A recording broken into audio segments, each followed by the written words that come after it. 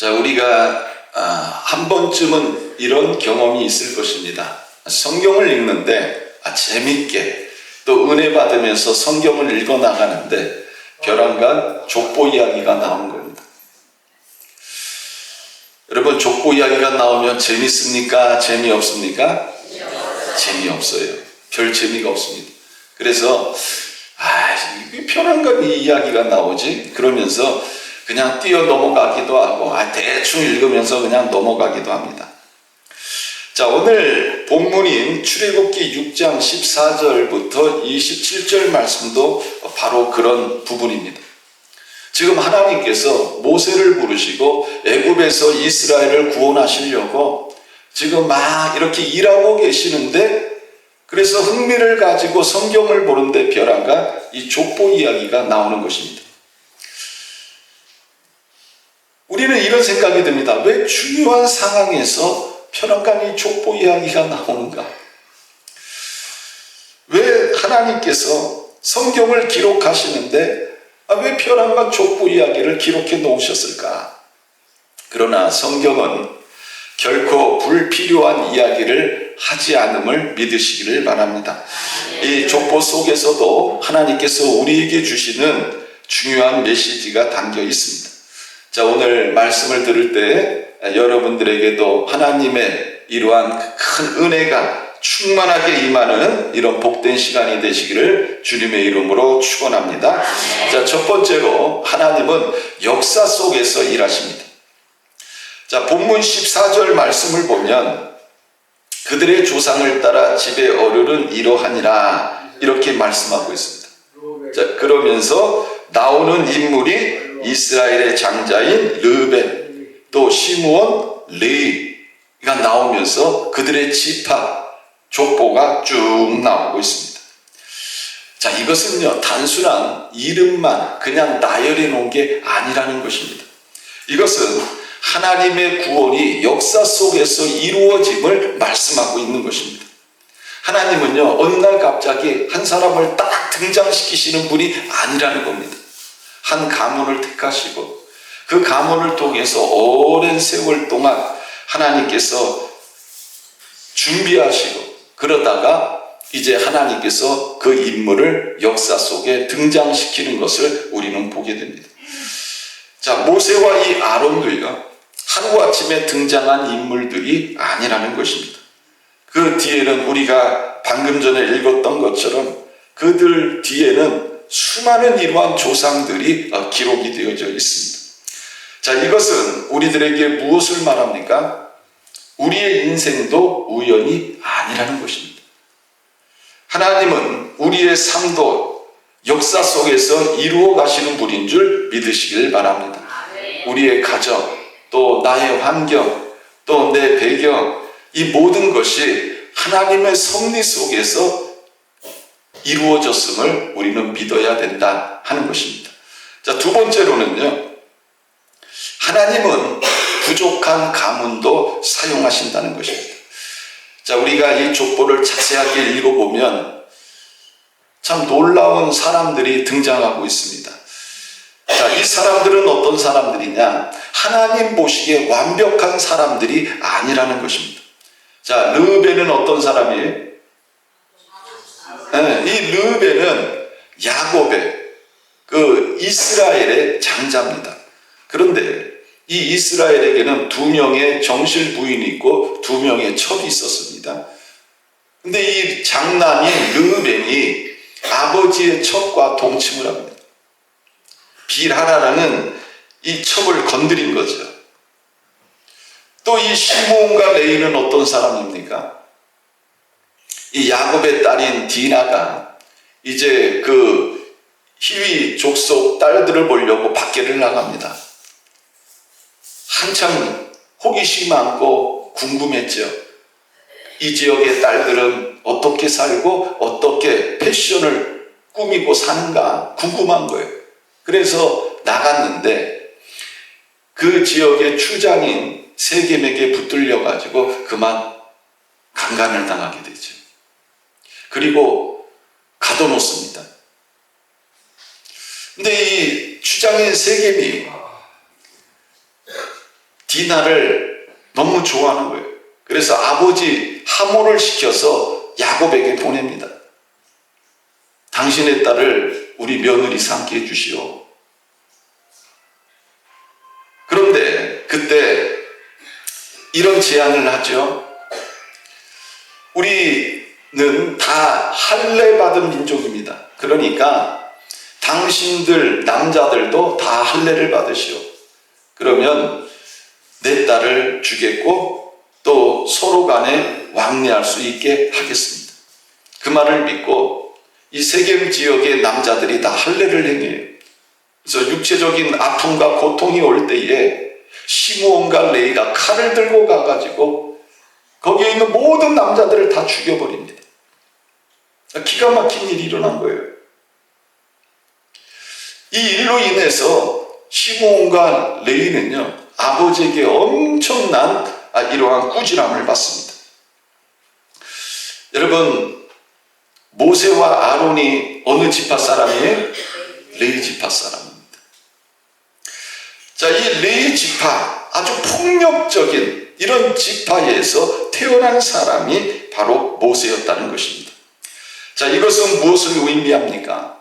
하나님께서는 완벽한 사람을 세우시는 분이 아니라 은혜로 사람을 사용하신다는 것입니다. 오늘 목사님께서 이런 간증을 하셨습니다. 나는 목사가 될 만한 가정에서 태어나지 못했습니다. 나는 신앙과 거리도 먼 이러한 집안에서 태어난 사람이고 또 상처도 많습니다. 그럼에도 불구하고 하나님께서 나를 부르셨습니다. 그래서 이 목사들 중에 보면 옛날에 그 스님하다가 목사 되신 분도 계시고요. 또 무당하다가 목사님 되신 분도 있고요. 또 깡패 노릇하다가 목사 된 사람도 있습니다. 물론 다 출신이 이렇진 않아요. 이런 분도 있다는 겁니다. 이런 분들이 주의 종이 될 수 있었던 그 비결은 뭐예요? 바로 하나님의 은혜로 됐다는 거예요. 하나님께서 부르셔서 하나님께서 사용하신 겁니다. 우리가 잘 알고 있는 신약 성경의 절반을 기록한 사도 바울도 마찬가지죠. 스데반 집사를 죽일 때 그 일을 주동한 사람이 누구예요? 바로 사도 바울이었습니다. 그리고 예수 믿는 사람들을 핍박하고 옥에 가두고 교회를 핍박했던 사람이 누구예요? 바로 사도 바울이었습니다. 근데 하나님께서 그 사도 바울을 택하신 거예요. 그래서 하나님의 일꾼으로 세우신 것입니다. 은혜로 되어진 거죠. 어떤 힘이 있고 능력이 있고 자격이 있어서 되어진 것이 아니라 하나님의 은혜로 되어졌다. 성경은 이것을 우리들에게 말씀하고 있습니다. 혹시 여러분들 중에서도 이런 생각 한 번쯤은 해보신 적이 있을 것입니다. 아유, 나는 배경이 안 좋았어요. 나는 배운 것이 많지 않았어요. 나는 집안이 별로 안 좋았어요. 저는 안 될 것 같습니다. 나는 가진 것이 없어서 안 될 것 같습니다. 그런데 하나님께서는 이렇게 말씀합니다. 나는 너의 배경을 본 것이 아니라 너의 능력을 본 것이 아니라 나의 은혜로 너를 부른 것이다. 그렇습니다. 성경을 읽어보면 이 땅의 의인은 한 사람도 없다. 하나님 보시기에는요, 다 주인이에요. 우리가 서로를 보면 저 사람은 좀 나아 보이고 가진 것이 있어 보이고 배운 것이 있어 보이고 좀 교양이 있어 보여요.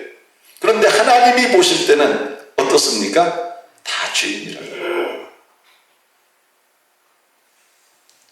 그게 우리 인간의 모습이라는 것입니다. 지금 우리나라에 동남아 또 다른 파키스탄이니 방글라데시니 또 저 위에 저 우즈베키스탄이니 이런 많은 나라에서 지금 노동자들이 들어와 있어요. 우리가 볼 때는 좀 어때요? 우리가 볼 때는 좀 못 사는 나라에서 돈 벌러 온 사람들 이렇게 보이기 쉬워요. 근데 사실 그 사람들이 우리나라에 이렇게 와서 일을 하면서 돈을 법니다. 근데 그 사람들한테 물어보면요, 다 자기 나라에서는 다 배운 사람들이에요. 예? 다 물어보면 대학도 나오고 나름대로 배운 사람들이에요. 그런 사람들이 우리나라에 와가지고 일을 하는 거예요. 근데 우리 눈에는 다 어떻게 보입니까? 다 그냥 똑같이 보이는 거죠. 근데 그 사람의 면면을 알게 되면 이 사람은 그 나라에서 또 나름대로 잘 사는 사람, 또 공부도 많이 한 사람, 이런 것을 우리가 보게 되는 거죠. 마찬가지라는 겁니다. 하나님이 우리 인간들을 보실 때는요, 우리가 우리를 볼 때는 뭔가 차이가 있어 보이고 달라 보여도 하나님이 보실 때는 다 똑같은 죄입니다. 이것을 성경은 우리들에게 말씀하고 있는 것입니다. 그래서 하나님께서 은혜를 베푸시지 않으시면 여러분 오늘 우리가 이 자리에 설 수 없다는 거예요. 하나님께서 은혜를 베푸셔서 우리가 구원을 받았고요, 하나님의 자녀가 됐고요, 우리가 하나님 나라의 시민이 됐고 천국 가는 축복을 받게 됐다. 이 모든 것이 다 하나님의 은혜임을 성경은 우리들에게 말씀하고 있는 것입니다. 자, 세 번째로는요, 하나님은 언약을 이루시기 위해서 사람을 세우신다는 것입니다. 자, 오늘 읽은 이 26절, 27절 말씀인데요. 자, 우리 같이 한번 읽어보겠습니다. 26절, 27절. 자, 시작. 이스라엘 자손을 그들의 군대대로 애굽 땅에서 인도하라 하신 여호와의 명령을 받은 자는 이 아론과 모세요. 애굽 왕 바로에게 이스라엘 자손을 애굽에서 내보내라 말한 사람도 이 모세와 아론이었더라. 자, 성경은 분명히 말씀하고 있습니다. 여호와의 명령을 받은 사람이 누구라고요? 모세와 아론이다. 이렇게 말씀하고 있습니다. 자, 왜 이것을 강조하고 있느냐? 하나님께서요, 아브라함 때, 누구 때에? 아브라함 때 하나님이 이런 약속을 하십니다.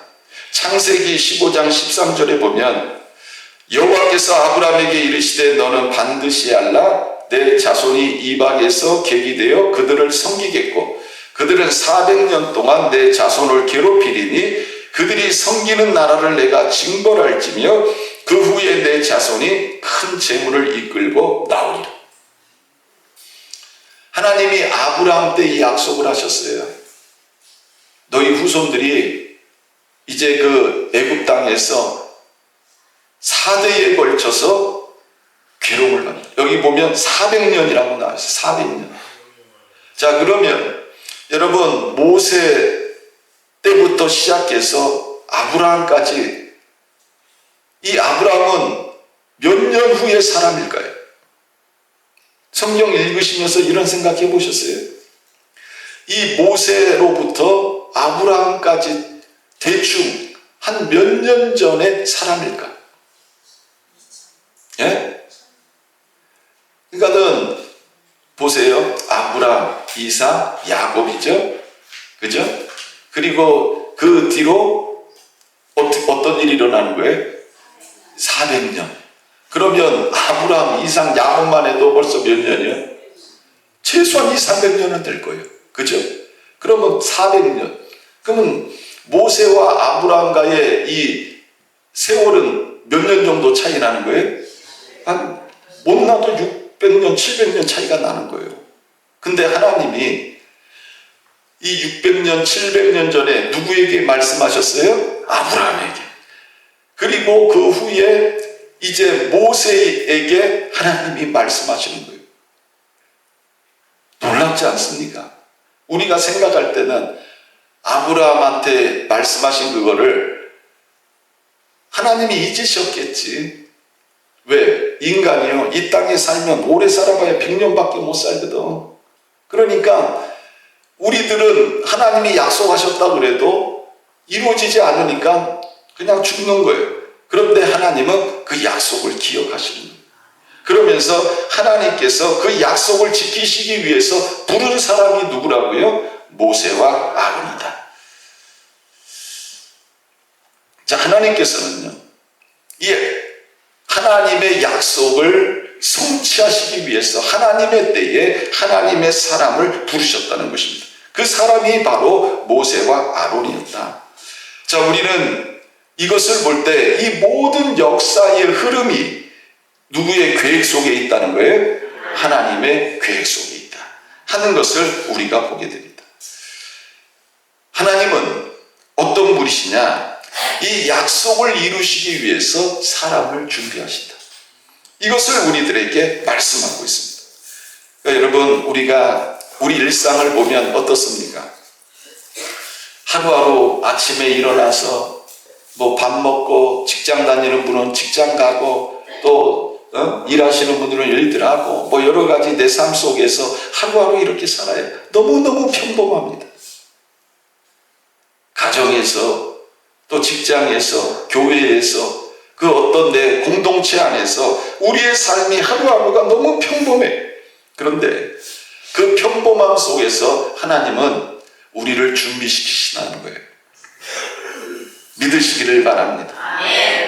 자, 그리고 네 번째는요, 하나님은 한 사람의 순종을 통해서 역사를 바꾸신다는 것입니다. 자, 오늘 읽은 이 본문 말씀에 등장하는 족보의 끝은 누굽니까? 바로 모세와 아론이었습니다. 자, 많은 사람이 등장을 해요. 그런데 결국 하나님은 한 사람을 통해서 일하시고 역사하신다는 것입니다. 여러분, 이 모세 한 사람의 순종을 통해서 하나님이 일하시잖아요. 하나님께서 모세의 순종을 통해서 이스라엘을 애굽에서 구원하시고 호계를 가르시고 또 율법을 주시고 이런 놀라운 일들을 행하시는 거예요. 여러분, 중요한 것이 뭐냐? 조상이 중요한 것이 아니라는 것입니다. 중요한 건 뭐냐? 지금 현재의 순종이 중요하다. 하나님은 그 지금 현재의 순종을 통해서 일하시고 역사하시는 분임을 우리들에게 말씀하고 있습니다. 한 청년이 하나님 앞에 이렇게 기도를 드렸습니다. 하나님, 저는 특별한 재주도 없습니다. 저희 가문은 특별한 가문도 아닙니다. 그때 마음에 이런 감동이 주어졌습니다. 나는 내 배경을 보고 쓰는 것이 아니라 내 순종을 보고 쓴다. 사랑하는 성도 여러분, 하나님은 우리의 조건을 보시는 분이 아니라 우리의 순종을 보시는 분인 줄 믿으시길 바랍니다. 하나님은 우리의 능력을 보시는 분이 아니라 우리의 순종을 보시는 분인 줄 믿으시길 바랍니다. 하나님은 우리의 배경을 보시는 분이 아니라 우리의 순종을 보시는 분인 줄 믿으시길 바랍니다. 여러분, 중요한 것은요, 현재의 순종이라는 거예요. 내 가문이 중요한 게 아니고, 내가 뭘 가지고 있는 것이 중요한 게 아니고, 내가 뭘 배운 것이 중요한 게 아니고, 지금 내가 순종하고 있느냐 그렇지 않느냐, 하나님은 이 순종을 통해서 우리를 사용하신다 하는 것입니다. 자, 이제 결론을 맺습니다.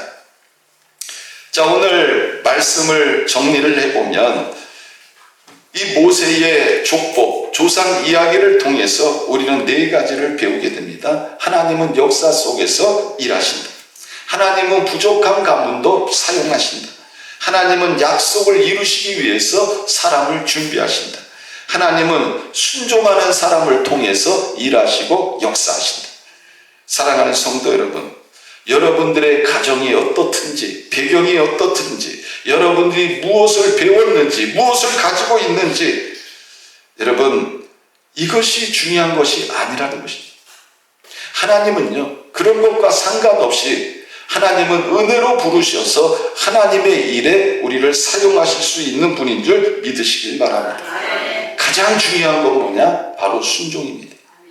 하나님 앞에 내가 순종하며 살아갈 때 하나님은요, 그 순종을 통해서 영광을 받으시고 나에게 더욱더 큰 일을 맡기시는 분인 줄 믿으시길 바랍니다. 그래서 하루하루의 삶 속에서 작은 순종이 중요한 거예요. 내가 뭐 큰 일을 하겠다? 아니에요. 하나하나 작은 순종을 하다 보면 하나님께서 길을 열어주시고 또 하나님께서 더 큰 일을 맡겨주시는 분인 줄 믿으시길 바랍니다. 자, 마지막으로 성경 구절 제가 한 절 읽고 설교를 마치도록 하겠습니다. 사무엘상 15장 22절에 보면 사무엘이 이르되 여호와께서 번제와 다른 제사를 그의 목소리를 청종하는 것을 좋아하신 같이 좋아하시겠나이까. 순종이 제사보다 낫고 듣는 것이 순양의 기름보다 나으니 이는 거역하는 것은 점치는 죄와 같고 완고한 것은 사신 우상에게 절하는 죄와 같음이라. 왕이 여호와의 말씀을 버렸으므로 여호와께서도 왕을 버려 왕이 되지 못하게 하셨나이다. 여러분들 하나님의 부르심 앞에 순종하는 그런 저와 여러분들이 되시기를 주님의 이름으로 축원합니다. 자,